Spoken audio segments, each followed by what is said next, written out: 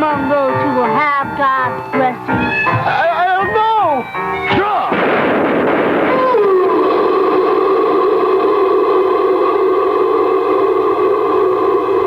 Sure. Welcome to the Drive-In Horror Show.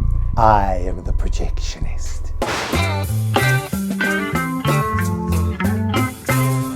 looked around extensively and interviewed lots of people in New York and lots of people in California, and finally zeroed in on this guy named Ken Robinson, who was teaching quite successfully at USC in the graduate film study program.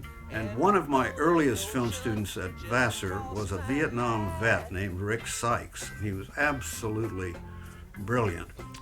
And I knew that Ken Robinson had been one of Rick Sykes' teachers. So I called Rick, who was in California at the time, and said, I'm thinking of offering this new position we have at Vassar to Ken Robinson, whom I think you know. What do you think about that? And there was a pause, and then he launched into a string of expletives that went on and on and on for, I don't know, 2 or 3 minutes. I was so floored that we just sort of ended the conversation, and I thought that was it. So then I thought, I don't know, maybe I was doing something wrong here, right? So about an hour went by, and then the phone rang, and it was Rick Sykes calling me back. And he said, everything I said about Ken is true, and I really feel it. But at the same time, he said, I learned more from that guy than I've learned from all the other film instructors I've had in my whole life, and I think you really ought to go ahead and hire him. Okay. So, based on my own feelings and Rick's turnabout somehow and coming back to me, we immediately offered the job to Ken, and he left USC and came to Vassar, and the results were fantastic. He turned the production aspect of the program into an entirely different world than it had ever been.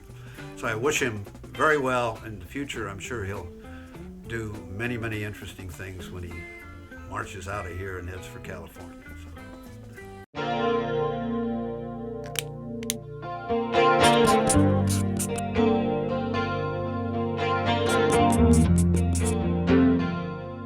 Hey Ken, what's happening? Hi Ken, congratulations on your retirement and thank you. Hi Ken, this is Clyde Foley. Hi Ken. Hi. It's Sophia and Sarah from the class of 2005. We just wanted to thank you for your amazing years of teaching and what you've given us. You imparted so much invaluable wisdom to me over the 2 years that I studied with you. Hey Ken, it's Jonas Wolverton from the class of 1999, and I just wanted to wish you, from the bottom of my heart, a huge congratulations on your retirement. You taught me everything that I know about filmmaking. Part of me doesn't actually believe you're retiring. You've been saying this since we first met in 2004. And I got the message of your retirement while we were shooting a scene with our 2 main characters. And I just had to stop and realize that I wouldn't be here at all with this great crew shooting this great documentary if it wasn't for your brilliant instruction and friendship. Ken's is the kind of creative strength capable of killing its own babies. Ken can make an edit work, can make an edit ring true, and he knows that it takes a lot of trial and error to get this done. Matt Elisofin here. I'm somewhere in Salt Lake City, Utah, shooting a feature film that I co-wrote. To say that I wouldn't be here without you would be an egregious understatement. You taught me how to be the man that I am today, for better or worse, so... To everyone who ever thought he was scary, behold this proof of Ken's kindness. I graduated in 2003. That same spring, I lucked out by getting an amazing interview that turned into a larger project.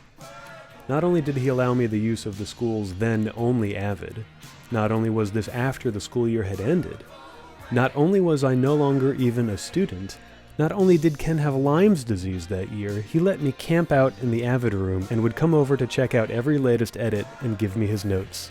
Hi Ken, I've just come back from your class, and I feel shorter. I've thoroughly enjoyed your mode of teaching. I like that you don't coddle me, you make me really defend my choices, and as an artist, I think that's really important. Art classes will become enjoyable after you get over it. So like, I'm gonna enjoy it when it ends. It was a moment earlier in the semester when you and I were talking a little bit after class, and I was asking you something about the sound on our film. You make a comment and then you turn to me and you go, "I never said I was a nice guy." When he meant business, he would bow his head and stare at you like this, so that the eyes would not see through the glasses but look directly at you. So he's watching the film the entire time in just dead silence. And finally, he pays me a compliment, but with a very, very characteristic reservation. He's like, "That's one of the better projects I've seen." And then comes the Kubrickian stare. Don't let that get to your head. In general, you're very intimidating, but in the best way possible. When we're on set, we sometimes think about like, oh, we don't need the shot, or like, let's not do this, let's kind of do it halfway, we'll fudge it, it'll be okay. And we stop and we're like, no, Ken's gonna know that we did this. We have to do it right. When we get back and we see the dailies and in the final project, it definitely comes through. And if you didn't hold us to that same high standard that you do, our film would not be half the quality that it is. You've really made me a stronger filmmaker, and you continue to make me a stronger filmmaker.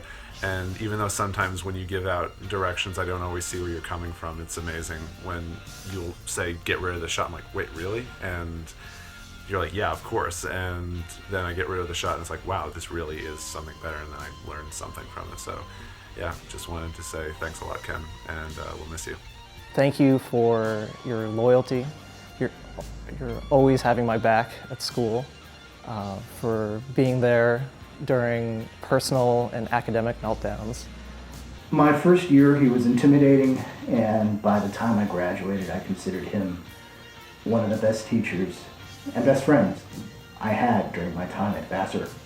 We have to get to the essence of human emotion in the story. That was probably one of the biggest lessons I learned from you. You always brought it back to the emotional reason why things happen, and I think that served me well as an artist, and will continue to serve me.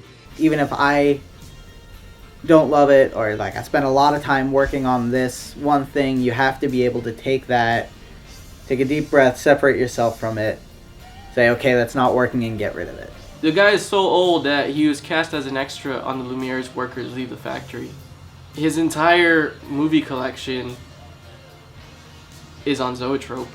He once passed out in class, and the paramedics had to pump him with 10 cc's of tie-dye just to get him back up and running again. Yeah, the most important lesson that's helped me, get so much work, and now my name is, really out there is... I know it was really hard to get you to come down here. Oh yeah, so thank you. Oh yes, I have so many appointments, and my career's really taken off. So I would say find your motivation, push yourself a little bit, come out of your comfort zone, and most importantly, don't chicken out. He gave me a lot of room for failure and experimentation, and you gotta fail 1,000 times before you strike gold. Before you strike gold. Ken, what are you doing? Go retire, you old salty dog. Get out of here. Go smoke some weed or something, and I'll see you when I see you, and enjoy your retirement, dude. Hi, Ken. So if there is one thing that I have to say to you, can you please stay for the 2 other years? Ken is sort of like the gay grandpa you never realized you needed. And yeah, so I talk about you a lot to people, and they probably think I'm weird, but whatever, it's fine. I think you're awesome. I remember one time I told him he was my favorite teacher, and he looked at me and said, "You just want an A from me." He's taught me a lot about translating my artistic vision and my story ideas into very compelling projects. So thanks again, Ken, and happy retirement. Ken, I can't believe you're leaving. I don't know what to say. I mean, I literally don't know what to say. I don't know what life will be like here at Vassar without you. I don't even want to think about it. Every time I work with you, I learn something. Every single time, every day, something new. I love working with your students on student films, and I have learned more from you than any other professor that I had when I went to college. And you've been really good to my family, and I know Wayne and Willoughby will miss you very much. Hi Ken, happy anniversary. Look, I already started off badly. Happy retirement. I want to wish you and John all the best as you start a new chapter in your lives. And I just wanted to say that the chair in my office will always be open for you. As you're packing up your belongings, should you come across any film department DVDs, please be sure to return them before you hit the road. We can safely say, Ken, you're a collector. I think that's a yes. Ken, I hope all of that stuff doesn't go with you. Hi, Ken. It's an honor to be part of the celebration of the end of a golden era at Vassar. Roses are red, violets are blue. Vassar is forever diminished without you. Ken, there's a line in a romantic comedy starring Cary Grant and Irene Dunn where Cary Grant says to her, "You're well out of it." And next year, when it snows, when it's icy, when it's miserable, I am going to be so jealous of you in California. And the dogs are going to miss you too. Yeah. Have you seen it? Can you demonstrate? Oh, yeah, of course. It's But face the camera, maybe? Oh, yeah, sure. It's like this. There are generations of Henriettas out there really making a difference with their films. And we're all doing so well. Thanks, Ken. Thank you, Ken. I know the department will still be there when you retire, but in my mind, you're inseparable from the department. I hope you're retiring to some place that makes you happy, and I hope to see you again soon. Well-deserved, long overdue retirement. I'm sure you'll always stay busy, always stay creative, and I hope we'll always stay in touch. I love you, and I can't thank you enough for everything you've done. I love you, you old curmudgeonly bastard, and I hope you go off to greener pastures in Sacramento. Rich and timeless and gracious and helpful and all of that with a little curmudgeon on top. I wish you all the best of luck in California, and I just want you to know that I'll never forget the things that you taught me, and definitely you're one of the best teachers that I've ever had. I've only had you for a semester, but definitely one of the best professors I've ever had. And I hope that now is not saying goodbye, but just see you soon.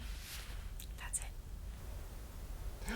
Oh, what time is it? It's 4:20. 4:20? Oh, I gotta go.